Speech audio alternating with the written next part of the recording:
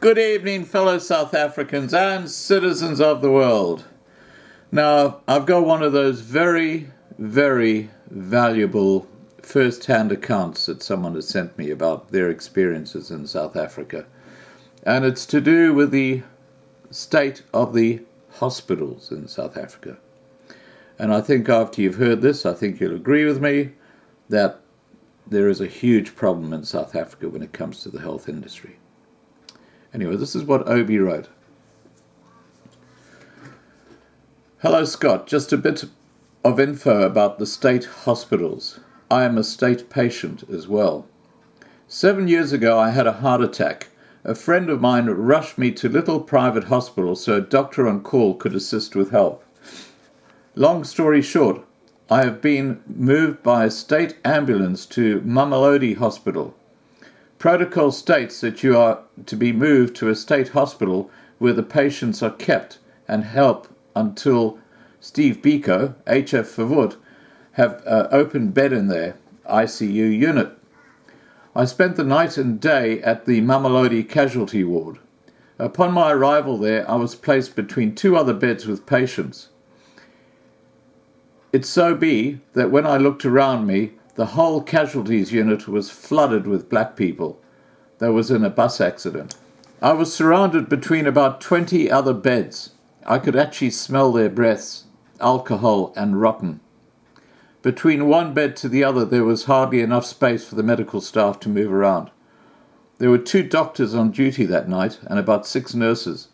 I only saw the sister once. No doctor have seen me there, unaware that I have had a heart attack. Later that day I asked help as I needed to go to the toilet. I was taken on a wheelchair, not far from where I was lying in bed. I couldn't believe what I saw. The floor was hosting another crowd of people that was waiting for help. I realized that I'm going to die. That will be the reason. I decided that I wanted to leave and went home just to be readmitted back to Mamelodi 5 hours later. That night I was sent by ambulance to Steve Biko Hospital. On my arrival there, I was placed in a ward with about 10 open, unoccupied beds. I was the only patient in the so-called emergency ward. A few hours later, I was then taken back to the cardiology ICU unit for further treatment. A black cardiologist attended me, and a stent was to be inserted. In 2 days at Steve Biko, I was then pushed on my bed to another ward where patients are waiting further recommendation of where to go from there. 5 hours later, the professor came to see 2 of us. He then appointed them to take me back to ICU as I was heading for a second heart attack. Now, between the ICU and the medical wards, only 23 hours has passed. The ward sister, Black, came swiftly and whispered to me that they're going to get me. Still in a shock, what the hell, I was heading for the theatre. I've never been so afraid in my whole life. Everything in the theatre went well. The stent was in place and I was now on my way back to ICU. Upon my arrival back at the ICU, the sister who received me told me the following, softly and in a calm tone. Mrs. W.E., we are angry with you. You have to look after yourself because we are not going to help you. One of our staff members have been fired because of you. By now, I was really in shock and realized that this was a threatening situation. What actually happened the first time in ICU was this. The sister that was there to watch me for the night was sitting with the other 6 behind the station desk, lights dimmed and fast asleep. There were 7 patients, 1 sister for each patient. I woke up about 4 p.m.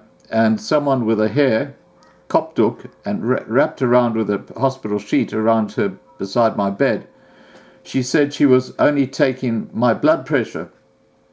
I immediately noticed she was so deur de cuck, her readings written down in my bed chart was not even the reading on the monitor.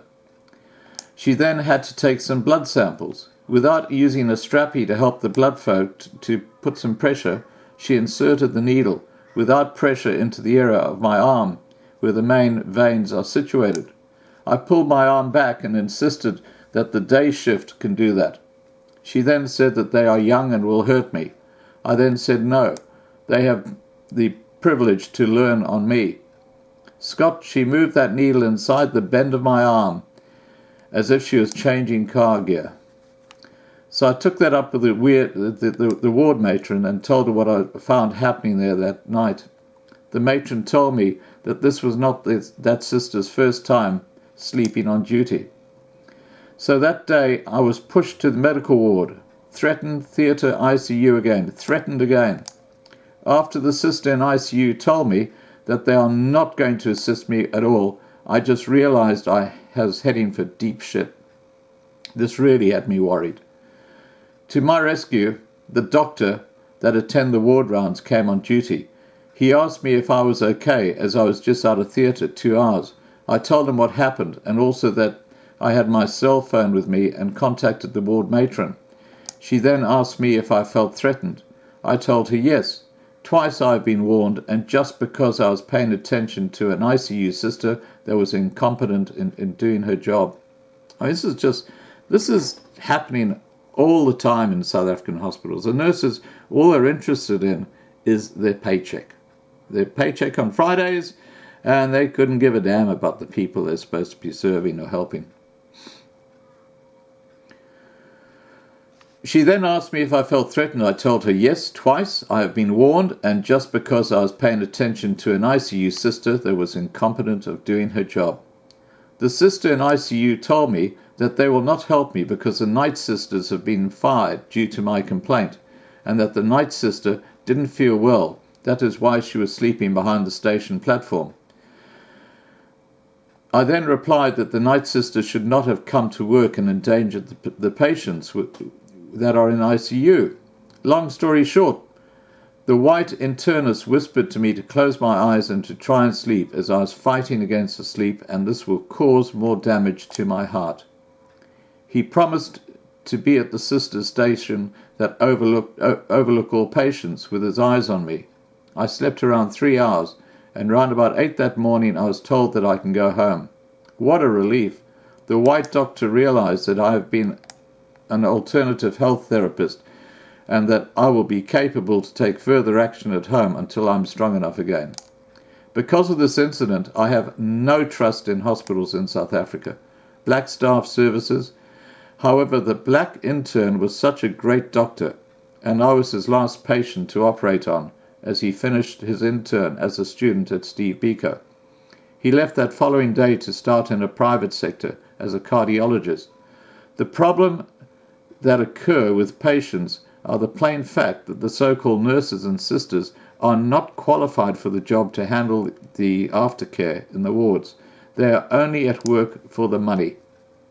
Sadly to say that some of these doctors are really up to the job, but some just for the money and stable income when it comes to state hospitals and some private hospitals. I can tell you more, but this is really a fight, and that are not going to be won easily. Regards, Obi. And, you know, there are thousands of stories like this that have never been told. And that's why something like this is so important, because it reflects what's going on in the hospitals. I mean, that Mamelodi hospital is just a shocker. Please remember to subscribe to be kept informed. Ring the bell to get the updates, and have a great evening. Bye for now.